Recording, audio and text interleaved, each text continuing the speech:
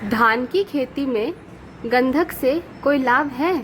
किसान भाइयों को भ्रम है कि इससे कोई विशेष लाभ नहीं मिलता है, अतः हमें इसके उचित प्रयोग एवं लाभ की जानकारी दें।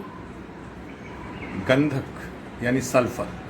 सल्फर एक बहुत ही महत्वपूर्ण पोषक तत्व है और इसके अभाव में हमारे जो पौधे हैं उनके कई कार्यक्रम स्थगित हो जाते हैं या अवरुद्ध हो जाते हैं। सबसे पहला तो ये होता है कि पौधे का जो शारीरिक विकास है वो कम हो जाता है, यानी कि एक गांठ से दूसरे गांठ के बीच की जो दूरी होती है वो घट जाती है। यानी पौधा लगेगा कि गुलाब की पंखुड़ियाँ जैसे आपस में गुथी होती हैं उस तरह से पत्तियाँ दूर से दिखाई देंगी और पौधा थोड़ा बौना ठिगना टाइप का दिखाई देता है। तो पहला तो इसका असर ये होता है इसकी कमी से। दूसरा है कि जितने भी पौधे हैं उनमें जड़ों का विकास होगा, फल लगेंगे, फूल लगेंगे, पत्ते बढ़ेंगे। ये सारी जो प्रक्रिया होती है उसके लिए एंजाइम की आवश्यकता होती है और वो सारे के सारे एंजाइम कैसे बनेंगे? वो सब गंधक के कारण ही बनते हैं। अगर गंधक की कमी है तो ये नहीं बनेंगे। इसके अतिरिक्त चावल जैसी फसल में भी या जितनी भी फसलें हम लगाते हैं सब में कुछ न कुछ प्रोटीन होता है। चावल में भी प्रोटीन होता है 4% 5%।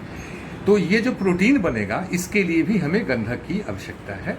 इसके अतिरिक्त हमारे जो चावल हैं कई बार हम सेंटेड या खुशबूदार चावल या चावल में एक विशेष तरह का स्वाद होता है, अपना स्वाद, जो कहते हैं कि चावल का अपना टेस्ट है।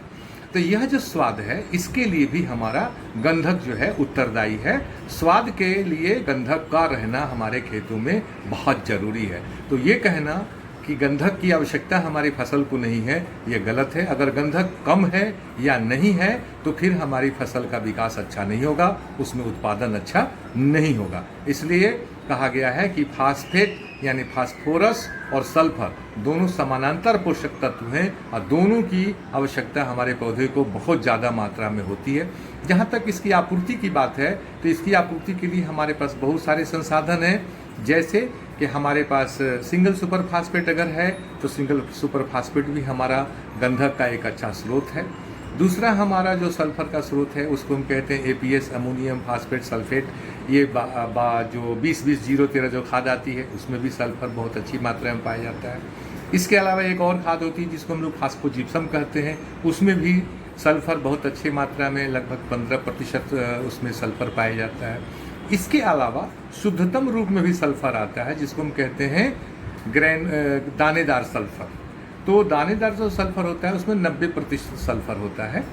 इसके अलावा एक दूसरा पाउडर के रूप में भी सल्फर आता है जिसको कि 80% WDG सल्फर कहते हैं। तो ये अलग अलग हमारे सल्फर के गंधक के स्रोत हैं। अब रही बात कि अगर हम अमोनियम फास्फेट सल्फेट एपीएस का इस्तेमाल करते हैं तो हमको फिर अलग से कोई सल्फर डालने की ज़रूरत नहीं होती है, या सिंगल सुपर फास्फेट डाल करके अगर खेती करते हैं तो सल्फर डालने की ज़रूरत नहीं होती है। लेकिन अगर बेंटोनाइट यानी दानेदार सल्फर की बात करते हैं तो दानेदार सल्फर अगर हमें डालना है तो 1 एकड़ में 8 किलो डालना चाहिए। और अगर हम पाउडर WDG 80 WDG की बात करते हैं तो वो हमको 3 किलो डालना चाहिए। और इसका सबसे अच्छा तरीका है कि डालने का कि इसको हमको खेत के कदवा के समय में ही इसको डाल दें। अगर किसी कारण से कदवा में नहीं डाले हैं तो 21 दिन के बाद जब हम यूरिया का उपरिवेशन करते हैं उसके साथ में हमको इसको निश्चित रूप से डालना चाहिए। और इसको डालने से हमारी फसल की जो सुरक्षा प्रणाली है वो मजबूत होगी, पौधे का विकास बहुत अच्छा होगा और हमारे उत्पादन में 15 से 20% उछाल भी आवेगा, बढ़ोतरी होगी और फसल जो है हमारी सुरक्षित होगी, अच्छी होगी और उसकी क्वालिटी भी बहुत अच्छी होगी। तो सल्फर को हमारे किसान भाई निश्चित रूप से डालें और ये केवल धान में ही नहीं बाकी फसलों में भी इसका इस्तेमाल जरूर करना चाहिए। इससे हमेशा आपको लाभ होगा। धन्यवाद।